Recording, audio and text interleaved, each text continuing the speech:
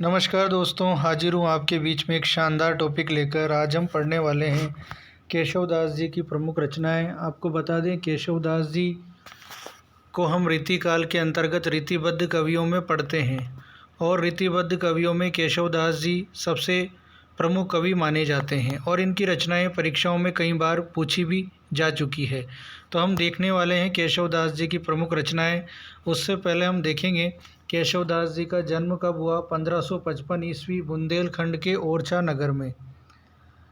केशव दास जी की मृत्यु हुई 1617 ईस्वी में। केशव दास जी को वेदांती मिश्र के नाम से भी जाना जाता है।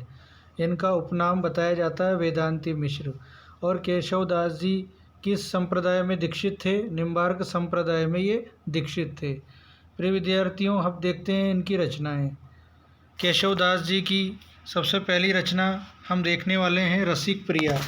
रसिक प्रिया एक रीति ग्रंथ है जिसका समय 1591 ईस्वी माना जाता है। यह रस प्रधान रचना है। इसमें श्रृंगार रस का वर्णन मिलता है। दूसरी रचना है रामचंद्रिका। रामचंद्रिका एक प्रबंध काव्य है।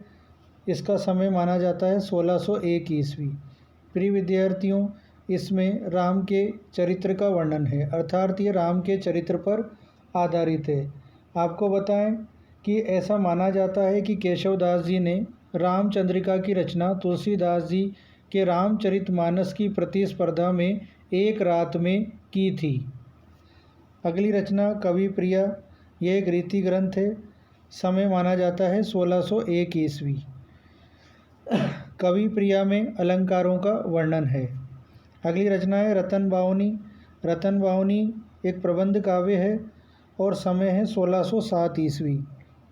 आपको बता दें, यह डिंगल शैली का एक राजनीतिक ग्रंथ माना जाता है। कौन सा? रतन बावनी।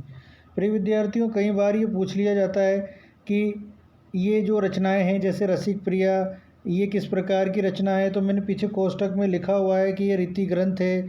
रामचंद्रिका एक प्रबंध काव्य है। कवि प्रिया एक रीति ग्रंथ है।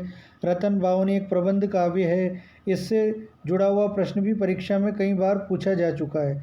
तो आप ये देखेंगे कि ये रचना किस प्रकार की है। ठीक है, आप ये भी याद रखेंगे। अगली रचना है वीर सिंह देवचरित। ये एक प्रबंध काव्य है। कई बार पूछ लिया जाता है कि ये किस प्रकार की रचना है। तो ये एक प्रबंध काव्य है। इसका समय है 1607 ईस्वी। यह वीर सिंह देव पर आधारित ऐतिहासिक काव्य माना जाता है। अगली रचना है विज्ञान गीता, जो एक प्रबंध काव्य है। समय है विज्ञान गीता का 1601 ईस्वी नहीं है, 1610 ईस्वी इसका माना जाता है। ये मिसप्रिंट हो रहा है, 1601 नहीं।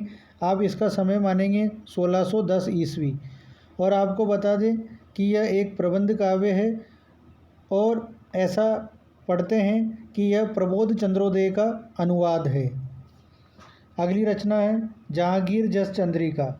जहांगीर जस चंद्रिका एक प्रबंध काव्य है। समय है 1612 ईस्वी। ठीक है, इसमें जहांगीर के दरबार का वर्णन है। अगली रचना है नखशिख।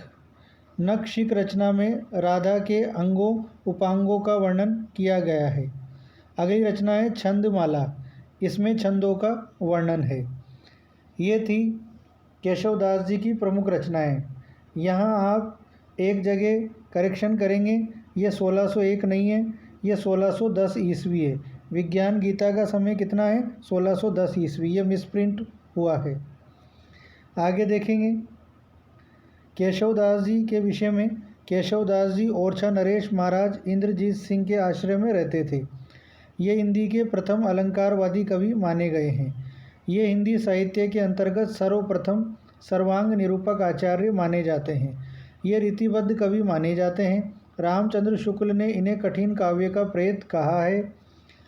डॉक्टर श्याम सुंदर दास के अनुसार केशव दास जी को रीतिकाल का प्रवर्तक भी माना जाता है। तो केशव दास जी को रीतिकाल का प्रवर्तक कौन मानते हैं?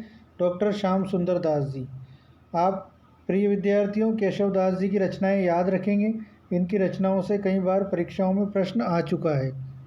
ये था आज का शानदार वीडियो। मिलते हैं अगले वीडियो में। धन्यवाद।